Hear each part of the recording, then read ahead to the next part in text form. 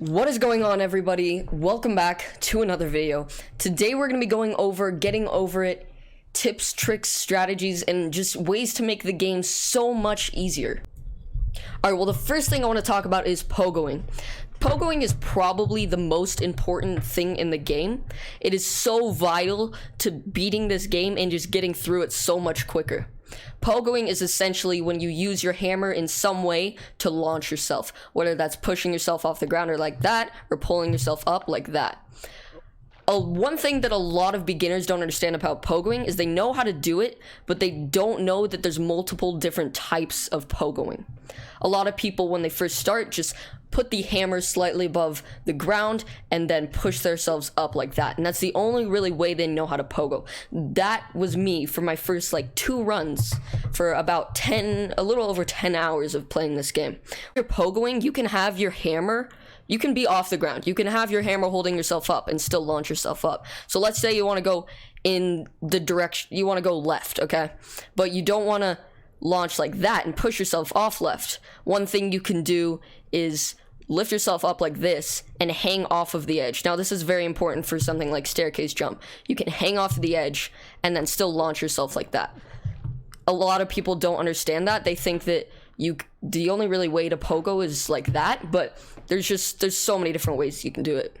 Another thing is what I call quick pogoing. I don't know if this is the actual technical name for it, but it's essentially when you just quickly rotate close to yourself and launch yourself up. So this doesn't have a lot of direction or control, but it's just a quick way to launch yourself up really quickly. You basically just turn with your mouse close to your body and then suddenly just push yourself up like that.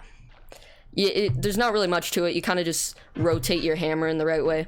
It's really simple. I don't need to go into much detail about it, but one big thing that I really want to talk about that a lot of people don't really get on their first time is pull pogoing. Now, pull pogoing is pogoing except you pull. It's pretty self-explanatory.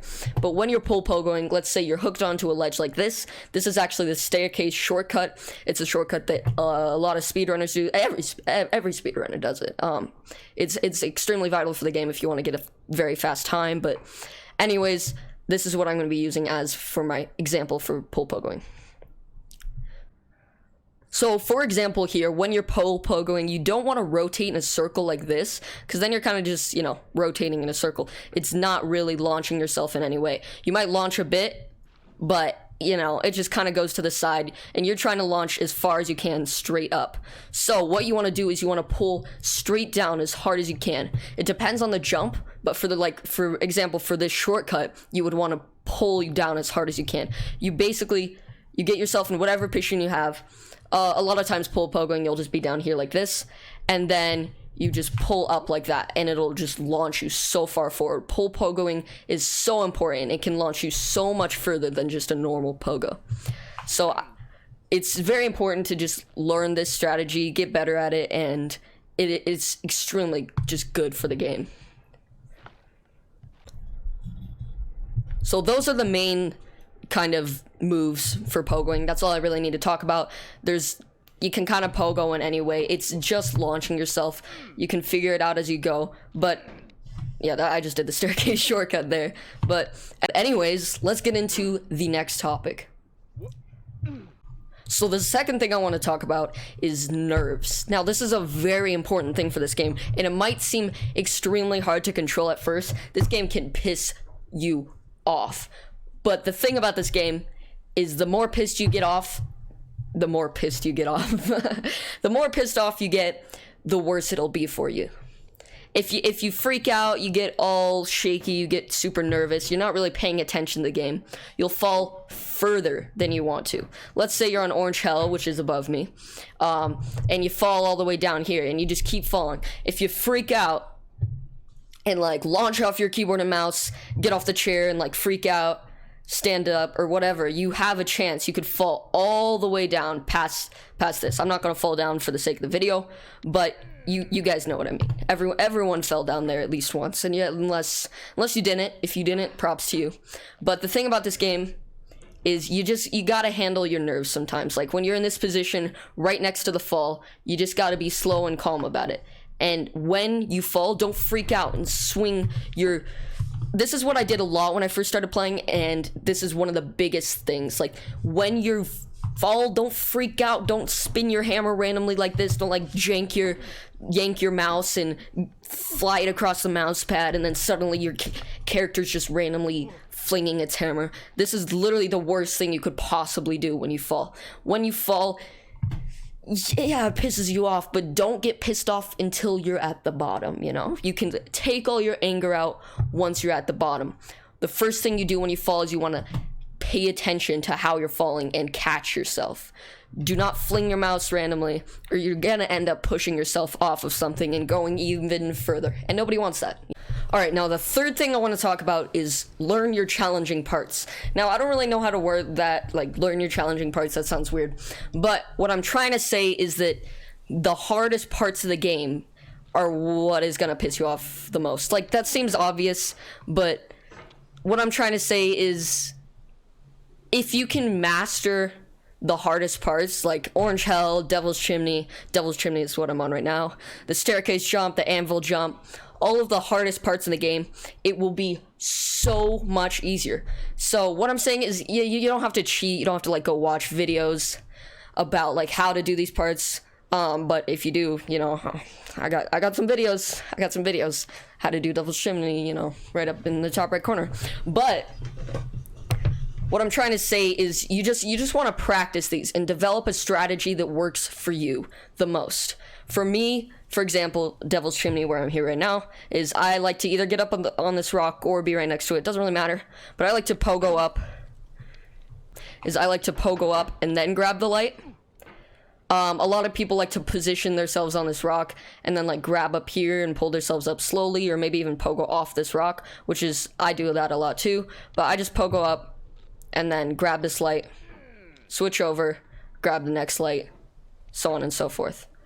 But the thing about this is you just got to develop your own strategies. You can watch YouTube videos about it or whatever. If you want to have a shortcut, you know, you can just watch a video on how to do it and replicate them. But when you're learning it by yourself, you basically just want to develop a strategy that works best for you. I know I've said that quite a few times now, but oh, by the way, nerves right there. You see, I fell down, but I didn't worry. I was just focused on catching myself.